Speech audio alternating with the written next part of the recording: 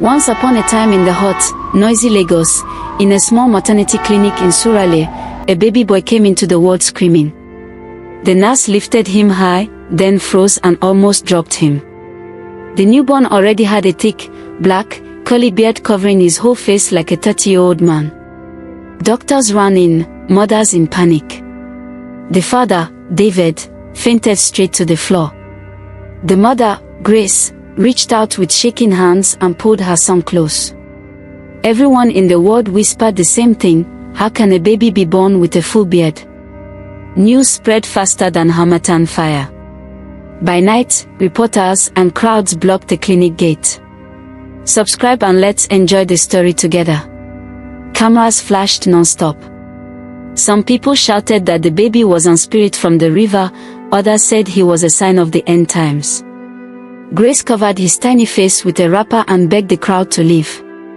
David woke up, carried mother and child through the back door, and jumped into a taxi to their small flat in Yoba. But peace did not follow them. Neighbors knocked all night wanting to see the bearded baby. Phones rang without stopping. Strangers offered money, pastors offered prayers, native doctors offered sacrifices. Grace locked the door and cried, holding her son so tight his beard tickled her cheek. They named him Samuel. Within 1 month the beard reached his chest. Barbers refused to cut it, saying the blade would break or the barber would die. Grace tried ordinary scissors, the hair grew back twice as long before sunrise. People started calling him Beard Man though he was still drinking breast milk. Market women crossed themselves when the family passed. Children ran away screaming. David's boss at the bank sent him a letter: do not bring that thing to the office again. Money became scarce. Grace sold her gold earrings to buy Cerelac, yet every mirror in the house showed a baby with the face of an old man. Years passed. Samuel turned 25, but he looked 50 because of the beard that now touched his knees. He never went to school, no teacher wanted him. He never played football on the street, no team wanted him. He lived locked inside the small Yoba flat with his mother. David had left 10 years earlier, saying he could not live with a curse in the house. Grace grew thinner every day, but her love never reduced. Every night she brushed the magical beard gently and sang old church songs until Samuel fell asleep. Yet deep inside, Samuel hated the mirror. One rainy afternoon, a sleek black SUV stopped in front of the compound. A woman in expensive lace stepped out holding a red umbrella. Her name was Madam Elizabeth, the richest woman in Lagos, owner of half the houses in Ikoyi. She had seen Samuel's old photo on a blog and had searched for 15 years. She knocked. When Grace opened the door, Madam Elizabeth said, "I know why your son was born like that. My father was born the same way in 1947. The beard at birth. Only 3 families in the whole world carry the mark. I am here to help." Grace did not trust her at first. Too many people had come with fake promises. But Madam Elizabeth opened her handbag and brought out a black and white picture, a baby with a full beard, born in Calabar many years ago. Same eyes as Samuel. She spoke softly, "The beard is not a curse. It is a key." Inside the hair are tiny writings that only appear under moonlight on the night of a person's 30th birthday. My father decoded his own beard and became the richest man in the East before he died. Your son can do the same, but he must never cut even one strand before that night. Samuel listened from behind the curtain, heart beating fast. For the first time someone said the beard was not bad luck, it was treasure. Madam Elizabeth left her card and drove away. That night Samuel stood on the balcony while rain poured. He pulled one strand to test. Blood came out and the strand turned gold for 1 second before becoming black again. Grace screamed and bandaged his finger. 5 more years, she whispered. We only have to wait 5 more years. But 5 years felt like forever when the whole city still pointed fingers. News spread again. Bloggers wrote, "Bearded man will become billionaire at 30. People who once ran away now wanted to be his friend. Fake pastors came with private jets offering marriage to their daughters. Area boys threatened to kidnap him and shave the beard by force.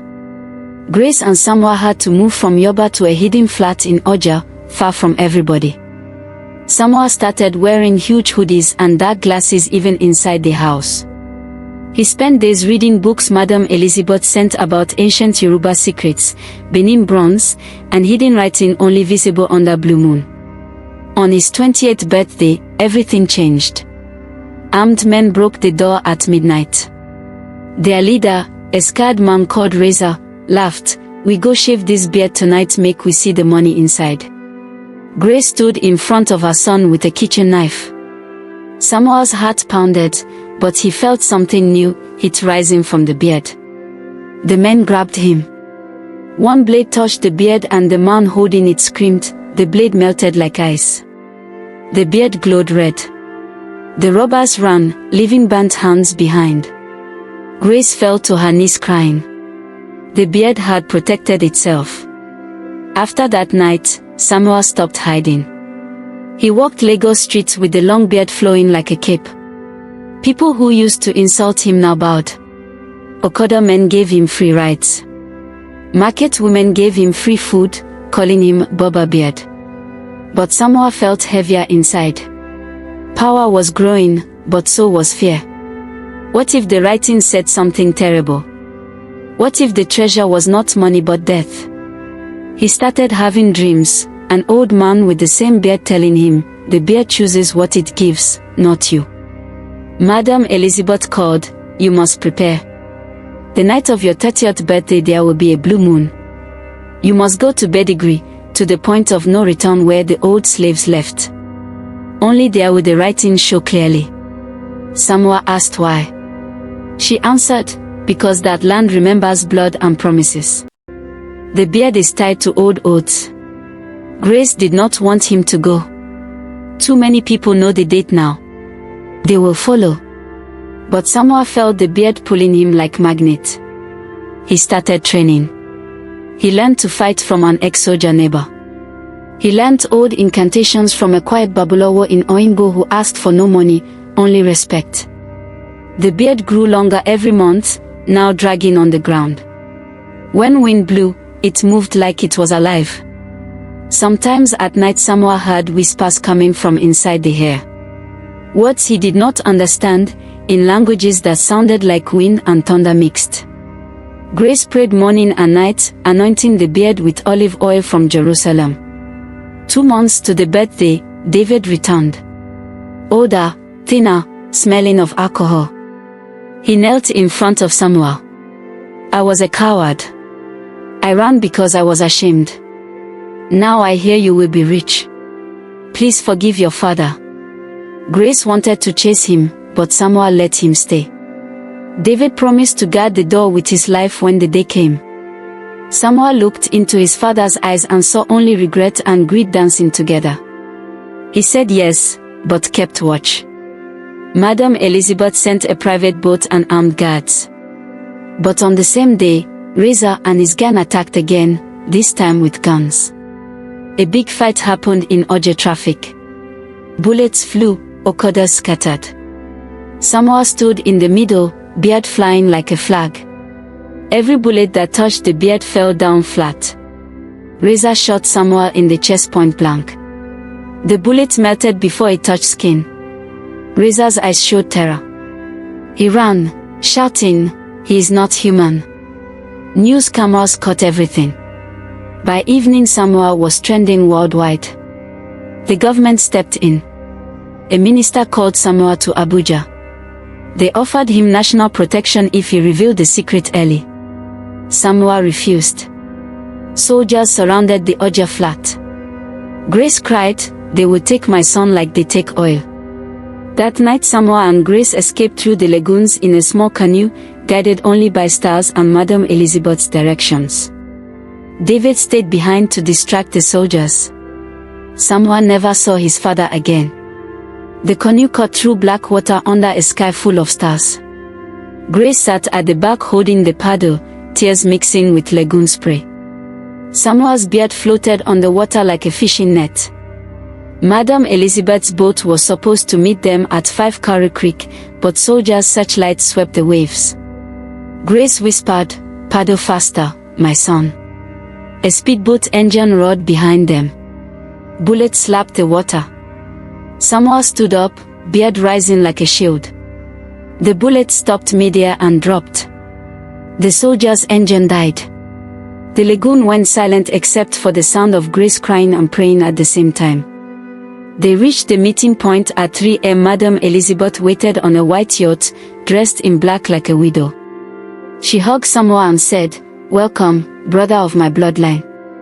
Inside the yacht were books older than Nigeria itself, written in faded ink. She showed him maps pointing to Badagry's slave beach. "On the blue moon night, you must lie on the sand where millions cried. The beard will open and speak the truth." Grace did not trust the rich woman's smile, but they had nowhere else to go. The yacht sailed west through the night. For 7 days they hid on the yacht, eating jollof and watching news on silent TV. Samoa was now the most wanted man in Nigeria. Army, police, even American drones were looking for him. Blogs said the beard contained a code that could control all the oil in the Niger Delta. Politicians offered billions. Pastors said he was the Antichrist.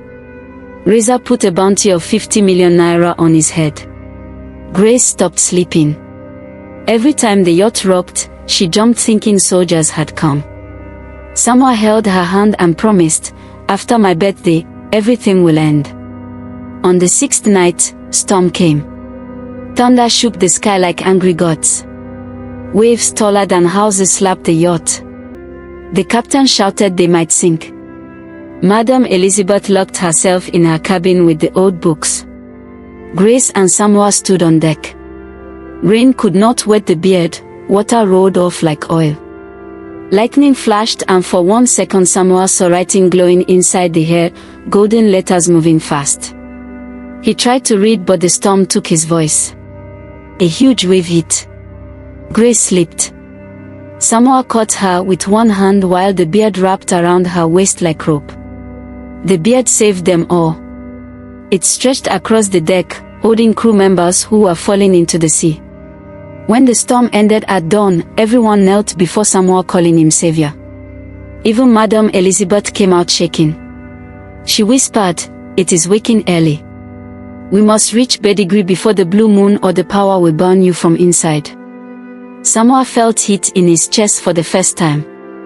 The beard was getting heavier, pulling him toward the ancient beach like magnet pulling iron. They reached Badagry at night and hid the yacht in thick mangrove. Madam Elizabeth paid the local chief plenty money to keep quiet. The town was already full of strangers, journalists, soldiers in plain clothes, area boys with machetes, white men with cameras. Everyone wanted the beard. Samoa wore a big cloak but the beard still dragged on red sand like a royal train. Children followed whispering, "Baba beard, Baba beard." Old women threw cowries on the ground and screamed when they saw the future. Grace held her son's hand tight. 2 days to the blue moon, Betrayal came. The ex-soldier who taught Samoa to fight sold their location for money. At midnight helicopters landed on the beach. Soldiers jumped out shouting, "Hands up." Madam Elizabeth ran to them smiling and said, "He is here, take him quietly." Grace screamed, "You sold us." Reza stepped out of the shadows with his gang, paid by the same people. Everyone wanted the beard for themselves. Guns pointed from every side. Samoa stood still. The beard rose like a black cobra ready to strike. The fight that followed will be told for generations. Soldier guns jammed. Reza's machete melted when it touched one strand. The beard whipped through the air like 100 angry snakes, slapping men into the sea. Madam Elizabeth tried to run but the beard caught her ankle and dragged her back. She cried, "I only wanted the power for Africa." Samoa looked at her with sad eyes. "You wanted it for yourself." He did not kill her, he left her tied with her own headscarf for the police. The beach was empty again except for footprints and smoke. Grace was hurt, a stray bullet in her shoulder. Blood soaked her wrapper. Samoa carried her to the point of no return, the exact spot where slaves were loaded onto ships hundreds of years ago. He laid her under a baobab tree. She was weak but still smiling. "My son, whatever the beard says tomorrow, remember I love you." Samoa cried for the first time since he was a baby. Big tears fell into the beard and every tear turned into tiny diamond that disappeared inside the hair. The beard drank his pain. The night before blue moon, spirits came. First as whispers in the wind, then as shadows on the waves. Old men and women wearing chains that were not there, children with sad eyes, mothers calling names lost to history. They circled Samoa but did not touch him. One old woman with white hair touched Grace's wound and the bleeding stopped. She spoke in deep voice, "The beard remembers every tear of our people. Tomorrow it will ask you to choose, keep the power and lose your mother, or give the power and save her." Then the spirits vanished with the tide. Samoa could not sleep. He walked the beach alone. The beard dragged behind, leaving a trail that glowed soft blue. He asked it questions. "Why me? What do you really want?" The wind answered with voices of millions. He saw visions, his mother dying at sunrise if he chose riches, or himself becoming normal but poor if he chose love. Both choices hurt. He fell on his knees in wet sand and prayed, not to Jesus or Allah or Sango, but to the ancestors whose blood still cried under his feet. Morning came red. Fishermen stayed in their huts, even birds were quiet. Grace's fever rose. Samoa carried her to the water edge as the blue moon began to climb. It was bigger and bluer than any moon Nigeria had ever seen. People watched from far with binoculars, soldiers, reporters, razor in handcuffs, Madam Elizabeth in prison van. They could not come closer, an invisible wall stopped them. Only Samoa and Grace were inside the sacred circle drawn by spirits. The beard stood straight up pointing at the moon like arrow. At the exact minute of midnight the moon turned pure silver. Every strand of the beard opened like flower petals. Golden writing appeared floating above the hair, ancient symbols from Yoruba, Igbo, Hausa, Benin, even languages no one alive could read. The writing spoke with one loud voice that shook the ocean, "You who carry the memory of chains, choose. Take wealth beyond kings and your mother dies with the sunrise. Or release the power back to the sea and live ordinary with her. The beard was never yours to keep, it is the death of freedom." Samoa looked at Grace. She was barely breathing but managed to smile. "Choose me, my son. Muni never hugged me at night. You did." Tears poured from Samoa's eyes into the beard. Each tear erased one golden symbol. The beard began to shrink. Soldiers outside the circle shouted in panic as their weapons turned to sand. Razor's handcuffs fell off but he could not move, he was crying like a child. Madam Elizabeth screamed as her bank accounts emptied on her phone screen. All stolen power was returning to where it belonged. With the last tear, the beard vanished completely. Samoa's face was smooth for the first time in his life. He looked 30 years younger. The blue moon faded. Grace opened her eyes strong and healthy. Mother and son held each other while waves washed away the sacred circle. Behind them, the beach was empty of soldiers and rich people, they had run when their power disappeared. Only fishermen came out clapping and singing. Samoa was ordinary now, but his heart was full. He finally knew the beard was never a curse or treasure, it was a test, and he had passed. Years passed like Lagos traffic, slow but steady. Samoa and Grace moved to a quiet compound in Ikorodu, far from cameras and rich men. Samoa now looked like any normal 35-year-old man, clean-shaven, handsome, with kind eyes that carried old stories. He opened a small bookshop near the market and named it Grace and Mercy. People came not for books but to touch his face and ask, "Not true say you get beard before?" Samoa only smiled and sold them Chinua Achebe or Chimamanda. At night he and his mother sat on the veranda eating boli and groundnuts, listening to crickets. One evening, a young journalist named Victoria came to the shop. She was writing a book about miracles that turned out to be choices. She asked Samoa 100 questions. Why did he choose love over money? Did he ever regret? Samoa answered softly, money can buy house, but only love fit turn house to home. Victoria stayed longer than planned. She returned every week for research. Grace watched them and smiled small. For the first time since Samoa was born, Grace started planning a wedding in her head. But peace never lasts forever in Lagos. Reza got out of prison angry and broke. All the money he stole over the years had vanished the night the beard disappeared.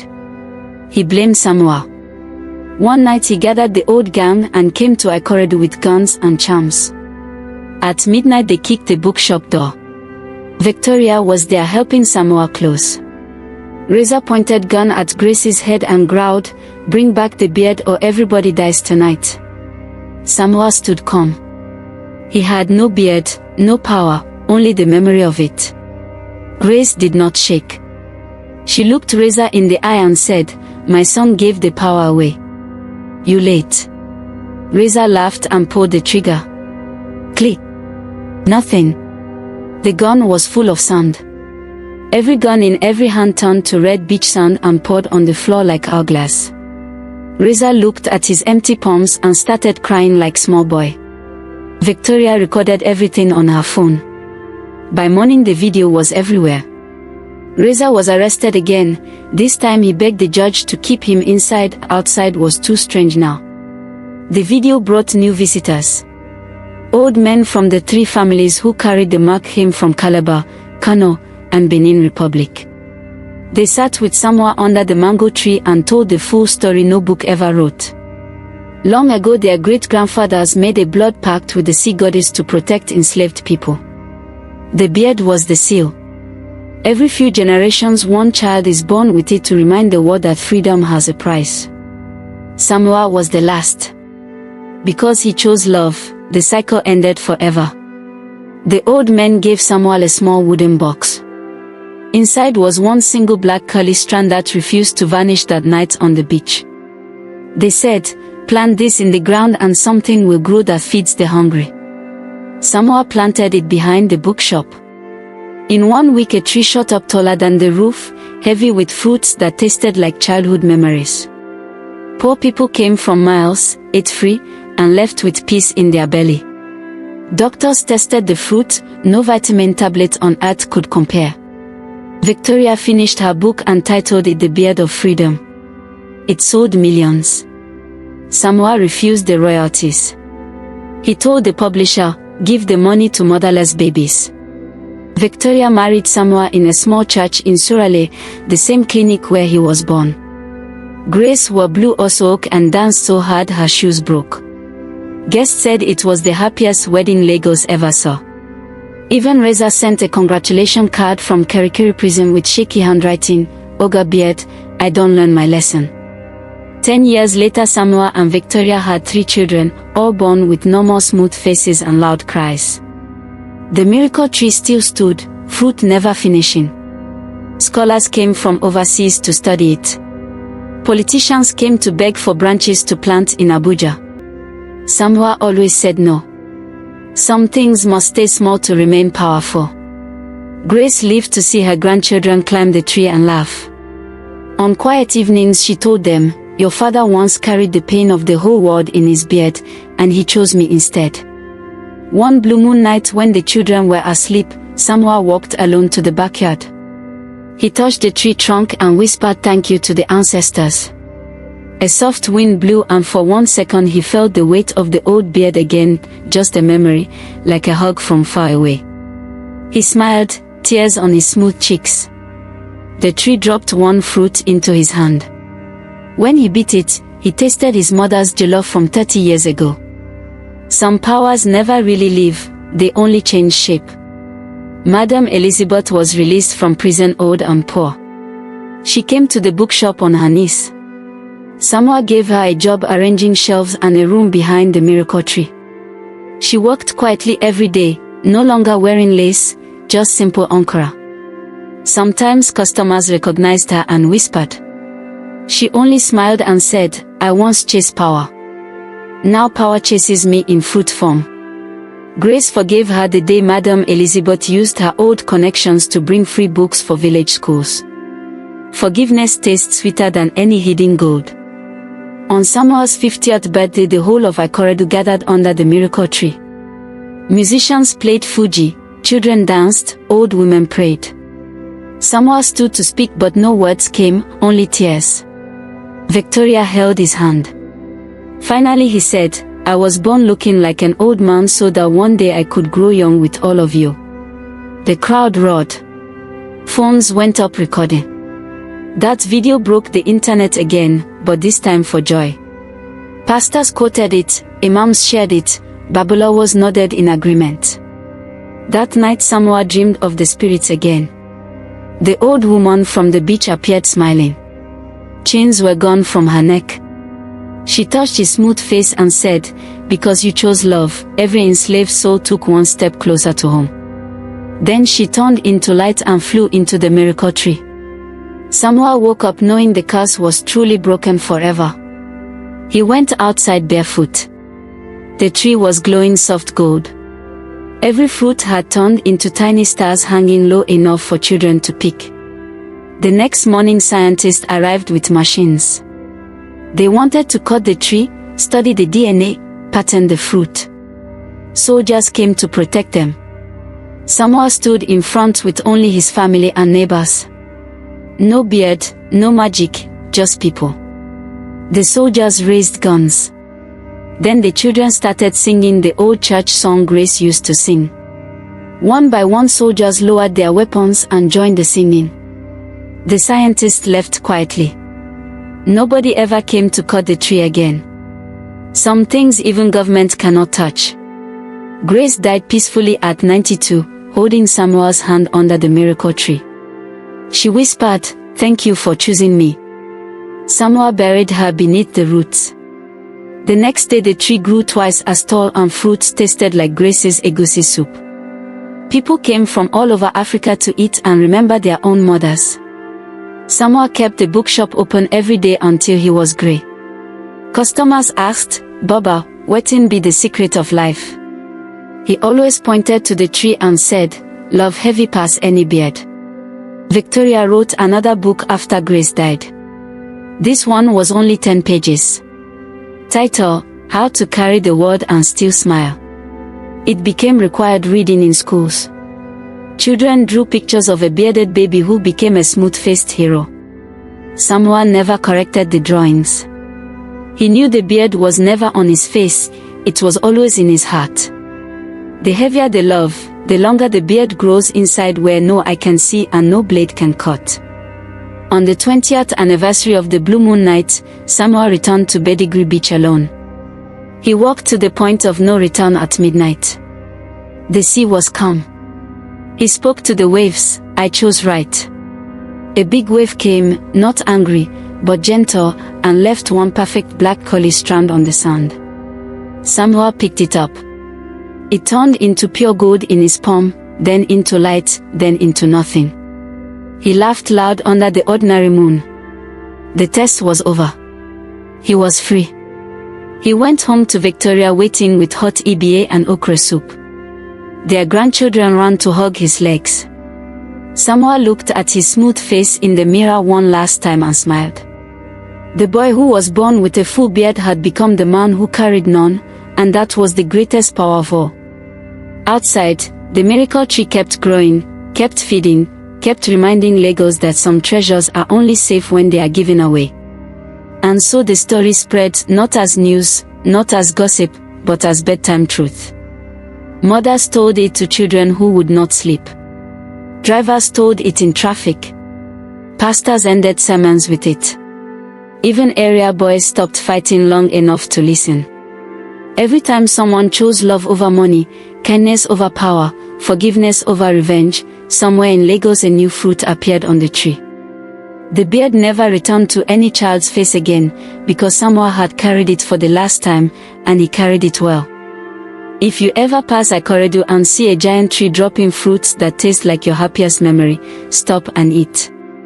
Look for the old bookshop called Grace and Mercy. An old man with smooth cheeks and kind eyes will sell you a book and tell you quietly, the beard is gone, but the choice is still yours every single day. Then you will understand why some people are born different, not to suffer, not to rule, but to teach the rest of us how to be human. And they lived, not perfect, not rich, but deeply happy, until the end of their days.